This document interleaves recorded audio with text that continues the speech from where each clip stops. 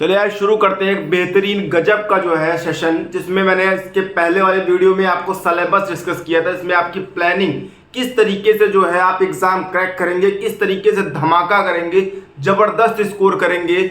उसी सेशन में मैंने जो है इसके जो फर्स्ट पार्ट आपको जो सिलेबस ने बताया है, जो नंबर सिस्टम था, उसके मैंने कई सारे वीडियोस आप अपने चैनल पर अपलोड कर रखे हैं। लेकिन उसका जो सेकंड पार्ट है, जो बहुपद है, मैं इस पार्ट को आपको कवर करा लेता हूँ एक बेहतरीन कॉन्सेप्ट, बहुत ही गजब के कंटेंट के साथ। आप देख लो यहाँ से प्रश्नावली लिखा हुआ है 2A, मतलब 2A प्रश्नावली को बिल्कुल ध्यान से, बिल्कुल गजब के कंटेंट के साथ आपको समझाने वाला हूँ। बस आप देख लीजिए पहला प्रश्न। जैसे ये वीडियो मैंने ऑलरेडी एक बार डाला हुआ है, लेकिन फिर भी मैं आपको डिटेल से एक एक पूरा एक्सरसाइज, एक दिन में एक एक्सरसाइज आपकी खत्म होने वाली। इसको आपको डेली चीजें जो है देखना है और वीडियो को लाइक, शेयर और सब्सक्राइब भी करना है, जिससे कि शेयर कर देंगे तो और भी जो स्टूडेंट्स हैं जिनको जो चीज़ें नहीं मिल पा रही उनके लिए भी फायदेमंद हो जाएगा। तो ये चीज़ आपको ध्यान देनी है, ठीक है। तो वीडियो को ध्यान से देखिए, करना क्या है, कैसे क्वेश्चन सॉल्व करेंगे और धमाकेदार तरीके से स्कोर करेंगे कहाँ, यूपी बोर्ड की तैयारी में, ठीक है। तो बेटा ध्यान से देख लो कैसे धमाका करोगे। पहला प्रश्न कह रहा है इसमें, किसी बहुपद fx के लिए y is equal to fx के ग्राफ दिए गए हैं, प्रत्येक ग्राफ fx के शून्य की संख्या ज्ञात कीजिए। अब आप एक चीज समझ लो कि शून्य क्या है, इस चीज को समझ लो। तो बेटा एक्चुअली होता क्या है, वास्तव में एक रेखा होती है। रेखा अगर होती है तो उसका एक समीकरण होता है। उस समीकरण के अकॉर्डिंग अगर बात करें तो x के रूप में समीकरण हो या जिस रूप में हो, तो उसकी एक वैल्यू होती है। उस वैल्यू को ही हम शून्य बोलते हैं। तो यहाँ पर हम इस चीज को कैसे समझेंगे, ग्राफ के रूप में। तो इस बात को आपको ध्यान देना है। तो आप देख लो यहाँ पे,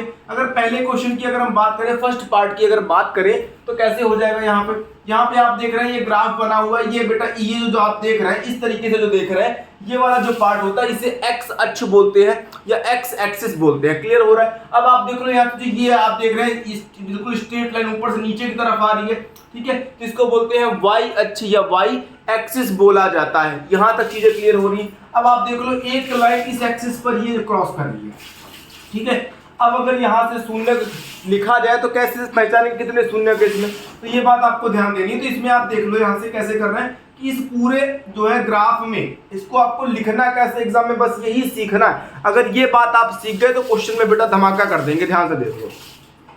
अब इस प्रश्न में कह रहा है कि ये ग्राफ जो है, आप देख लीजिए यहाँ पे लिखा है प्रत्येक ग्राफ, मतलब हर एक ग्राफ में चीजें बात कर रहा है। तो ग्राफ में एक लाइन, इस चीज को लिखना है आपको। दिया गया जो ग्राफ है वो एक्स अक्ष को एक स्थान पर क्या कर रहा है, काट रहा है या प्रतिच्छेद कर रहा है। आप ध्यान से देखो, ये क्या कर रहा है, एक्स अक्ष को एक जगह से काट रहा है। अगर एक जगह से काटता है तो शून्यकों की संख्या कितनी होगी, 1 होगी। 2 जगह से काटेगा तो कितनी होगी, 2 होगी। 3 जगह से काटेगा तो कितनी होगी, 3 होगी। 4 जगह से काटेगा तो कितनी होगी, 4 हो जाएगी। क्लियर हो गया। तो बेटा बस यही बात देखनी। अगर fx के लिए पूछ रहा है, अगर अब आप कहोगे सर जी यहाँ पर x को ही आप क्यों ले रहे हो, तो बेटा fx कह रहा है कि नहीं कह रहा, x के लिए कह रहा है। तो अगर x के लिए कह रहा है तो x पर तो दिमाग लगाओगे, ठीक है। तो बात समझ में आ गई। अब यहाँ से अगर ये x के लिए कह रहा है तो यही चीज कहा था कि x अक्ष को जितनी जगह से वो काट देगी वही क्या हो जाएगा, उसका शून्य हो जाएगा। तो इस ग्राफ में आप देख रहे हैं एक जगह से काट रही है तो क्या हो जाएगा, एक शून्य हो जाएगा। इस ग्राफ में आप देख लीजिए, इस ग्राफ में देखो ग्राफ बनाओ, ये एक्स अक्ष हो गया, ये आपका वाई अक्ष हो गया। इसके बाद आप देखिए यहाँ से ये टर्न हो रहा है, इधर से देखो ये वाला टर्न वाई अक्ष पर काटा जा रहा है कि नहीं कट रहा है। जो कर्व बन रहा है, ये ग्राफ बन रहा है, ये देखो यहाँ पे वाई अक्ष को काट रहा है। इसका मतलब एक्स को काटना चाहिए था इसको, ये तो भाई वाई के पास चला गया। तो अब क्या करेंगे, तो बेटा कोई टेंशन वाली बात है, मैंने आपको बताया एक जगह से काटे तो एक शून्य, 2 जगह से काटे तो 2 शून्य, 3 जगह से काटे तो 3 शून्य। अगर काटे ही ना तो क्या हो जाएगा, तो बेटा 0 शून्य हो जाएंगे, मतलब 0 शून्य। देख लो यहाँ से दिया गया ग्राफ एक्स अक्ष को एक भी स्थान पर प्रतिच्छेद नहीं करता है, मतलब एक्स अक्ष को कहीं से भी नहीं काटता है। इसका मतलब इसमें शून्य कितने हो जाएंगे बेटा, 0 शून्य हो जाएंगे, 0 शून्य हो जाएंगे। क्लियर हो रहा है क्या। तो बेटा इसके आगे मैं क्वेश्चन पे पढ़ता हूँ। क्वेश्चन नंबर 3 पे देख लेते हैं क्या करना है। तो इस क्वेश्चन को मिटा देते हैं, ठीक है। तो जिन लोगों को चीजें कॉन्सेप्ट क्लियर हो गया तो वीडियो जो है कुछ पॉज करके आप इसको जो है नोट कर सकते हैं, समझ सकते हैं, ठीक है। तो आप ध्यान से देख लीजिएगा, ये क्वेश्चन आपका हो चुका है। अब क्या करेंगे, आप ध्यान से देख लो। अब क्या करोगे, अगर चीजें समझ में आ गई तो बेटा ये अब चीज लिखने की मुझे आवश्यकता नहीं है, चीज आप समझ चुके होंगे। तो मैं आपको ऐसे ही चीजें बता देता हूँ करना क्या है। अब आप ग्राफ केवल देख लो, अब आप केवल क्या देख लो, ग्राफ देख लो कैसे करेंगे, केवल ग्राफ देख लो। थर्ड पार्ट की अगर बात कर ले, हम थर्ड पार्ट की बात कर लें तो बेटा ये सारे क्वेश्चंस आपको मैं बता दूं कि ये सारे क्वेश्चंस आपको एनसीईआरटी की बुक में और डॉक्टर मनोहर रे वाली मैथमेटिक्स की बुक में आपको अवेलेबल है। सारे क्वेश्चंस मिल जाएंगे। जो स्टूडेंट जो है मान लीजिए मैक्सिमम स्टूडेंट एनसीईआरटी से पढ़ते हैं वहां भी आपको मिल जाएंगे। अगर मनोहर रे वाली बुक से आप ज्यादा अच्छे जो है स्टडी करना चाहते हैं तो मनोहर रे वाली बुक से पढ़ लेंगे, तो उस बुक में भी आपको ये सारे के सारे क्वेश्चंस क्या हो जाएंगे, मिल जाएंगे। तो जो भी डाउट चीजें हो आप कमेंट में बता सकते हैं, ठीक है। तो ये चीज बेटा आपकी जो आपको करनी है, ठीक है। तो अब आप आगे देख लीजिए आगे क्या करेंगे यहाँ पे। तो इसके बाद क्या करना है चीजें समझ लीजिए बिल्कुल ध्यान से। क्वेश्चन नंबर अगर थर्ड की बात करें, थर्ड कैसे करेंगे, थर्ड पार्ट में क्या हो जाएगा बेटा, ग्राफ देख लो आप इसका। थर्ड वाले का ग्राफ क्या होगा, तो आप ये चीज समझ चुके हैं, ये एक्स अक्ष हो गया, ये वाई अक्ष हो गया, तो यहां से वाई डैश कर देंगे। ये एक्स की तरफ है तो इधर वाले पार्ट को एक्स। अब आप कहोगे सर जी इधर एक्स डैश क्यों करते हो, तो बेटा रीजन है ना, ये ओरिजिन पॉइंट होता है, ये मूल बिंदु होता है। इसको क्या बोलते हैं, ओरिजिन बोलते हैं, मूल बिंदु बोलते हैं। अगर यहाँ पर आप ओरिजिन कर देंगे तो इधर का पार्ट जो होता है वो निगेटिव होता है, इधर वाला पार्ट पॉजिटिव होता है, ये पॉजिटिव होता है और ये निगेटिव होता है। ये चीज आपको पता होनी चाहिए, ठीक है। तो फिलहाल यहाँ पर इसका कोई यूज नहीं है, आप ये चीज समझ लें। कोऑर्डिनेट ज्योमेट्री में हम समझेंगे, निर्देशांक ज्यामिति में इस बात को डिटेल में समझेंगे, ठीक है। तो अब आगे देख लो बेटा ग्राफ क्या है। ग्राफ कुछ ऐसा बन रहा है, ध्यान से देखो, ये देखो ग्राफ में ये बन गया। अब इस ग्राफ में बेटा अगर ग्राफ ऐसा बना है तो क्या करेंगे, आप ध्यान से देख लो। इसको अगर सॉल्व करना है तो क्या करेंगे, तो बेटा आप इसको समझ लो, आप डिटेल आप समझ चुके हैं, लिखना क्या है एग्जाम में वो चीज आपको अच्छी तरह समझ में आ गई है। मैं यहाँ पर चीजें बता देता हूँ शून्य कितने, अगर आपको भी चीजें समझ में आ रही तो आप भी बता सकते हैं।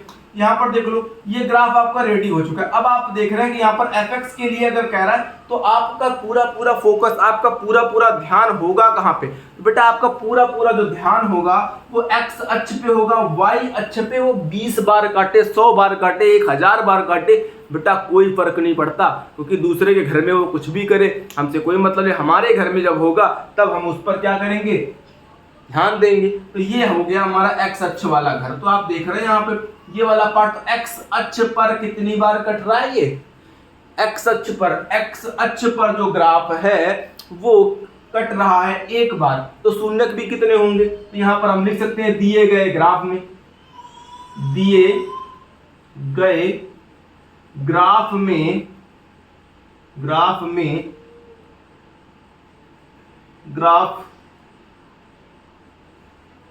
x अक्ष पर प्रतिच्छेदित है। क्या कह सकते हैं, x अक्ष पर एक बार प्रतिच्छेदित है। प्रतिच्छेदित, अगर भाषा टफ लग रही है प्रतिच्छेदित तो आप ये लिख सकते हैं कि एक बार काट रहा है, ठीक है। कोई दिक्कत नहीं बेटा, एक नंबर नहीं कटेगा। मैं कह रहा हूं आप केवल एग्जामिनर को समझा तो दो कि आप कहना क्या चाहते हो। हिम्मत नहीं है उसकी नंबर काट ले, गारंटी है मेरी, अगर काट दे तो मुझे बता देना, ठीक है। ये प्रतिच्छेद करती है, अतः दिए गए ग्राफ में x अक्ष पर जो है एक बार प्रतिच्छेद करती है। क्या हो जाएगा यहाँ पे, तो ये हो जाएगा आपका अतः अतः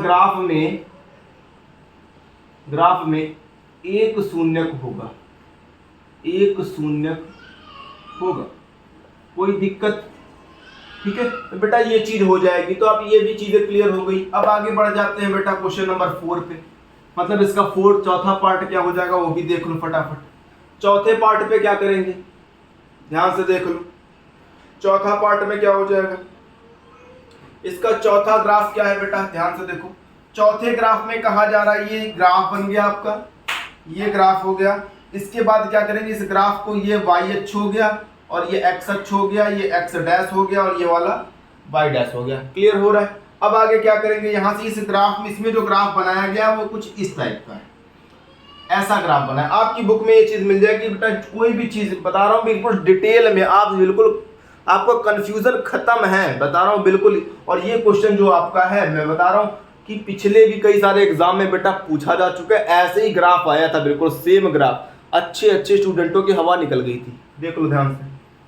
क्या करेंगे अब, तो इसमें क्या कर देंगे, देख लो। तो यहाँ पर भी सॉल्व करके क्या लिख देंगे, वही भाषा जो बार बार लिख रहे हैं कि दिए गए ग्राफ में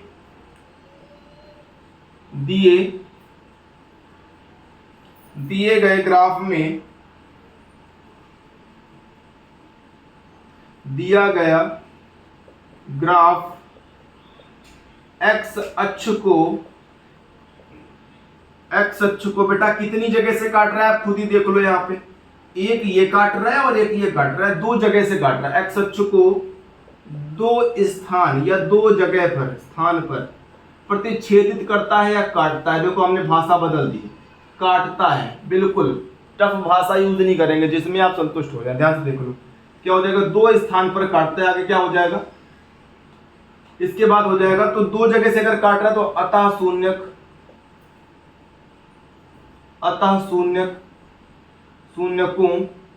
की